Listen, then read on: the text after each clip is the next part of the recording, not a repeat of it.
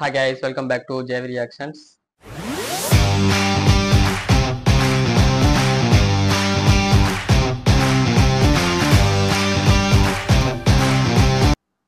இதை பத்தி பார்க்க போறோம்னா அந்தகன் எல்லாருமே கேள்விப்பட்ட ஒரு படம் தான். ஓகேவா, ரொம்ப வருஷம் ஆகிருச்சு. இப்பதான் ட்ரெய்லர் ரிலீஸ் பண்ணியிருக்காங்க. ஃபர்ஸ்ட் நம்ம ட்ரெய்லரை பார்த்துட்டு வந்து அதுக்கப்புறம் நம்ம பேசுவோம். Let's go. பிளைண்டா இருந்தா எவ்வளவு ப்ராப்ளம்னு எல்லாருக்குமே தெரியும். வரைவீங்களா? I'm a pianist. Excellent. Pianist. Surprise. உன்னோட லண்டன் டிக்கெட் கிரேஷ் விட்டுறாத. ஒரு மர்டர் ரிப்போர்ட் பண்ணோம் சார். நீ அவனை கொன்றுகணும். வெளியில வா.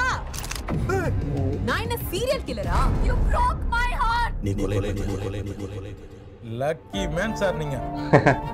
பேசிட்டே இருக்கறதுல கைய பிடிச்சிட்டு பாருங்களே. இது எனக்கு கத்து கொடுப்பீங்களா? Of course. போஸ்.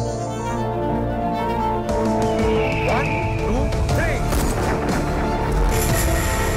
என்ன போய் சொன்னாங்க? மனோபாலா சார் இருக்காரு. அமேசிங்.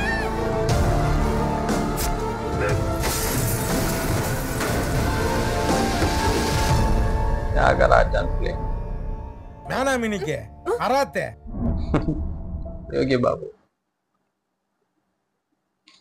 ஓகே, ட்ரெய்லர் பார்த்தாச்சு. இதை பத்தி பேசியே ஆகணும். இந்த படம் வந்து ரொம்ப வருஷம் ஆகிருச்சு.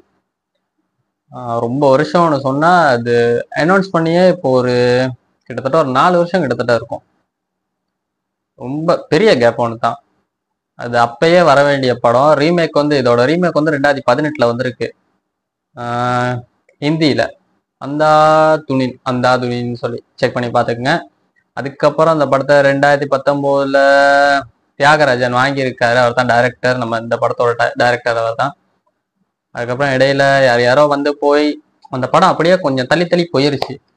அதுக்கப்புறம் பார்த்தோம்னு சொன்னா கோவிட் வந்துச்சு. கோவிட்லையும் கொஞ்சம் கோவிட் ஸ்டார்ட்ல தான் இதோட ஃபர்ஸ்ட் ஷூட்டிங்லாம் ஸ்டார்ட் பண்ணாங்க. பட் அது எல்லாமே அப்படியே நின்றுச்சு. அதுக்கப்புறம் செகண்ட் கோவிட்ல அதுலேயுமே ஸ்டார்ட் பண்றப்ப அதுவுமே அப்படியே நின்றுச்சு. அதுக்கப்புறம் 2023 தான் படத்தை ஃபுல்லாக முடிச்சிருக்காங்கன்னு நினைக்கிறேன். 2023 இதோட பாட்டு எல்லாமே ரிலீஸ் ஆகிருச்சு.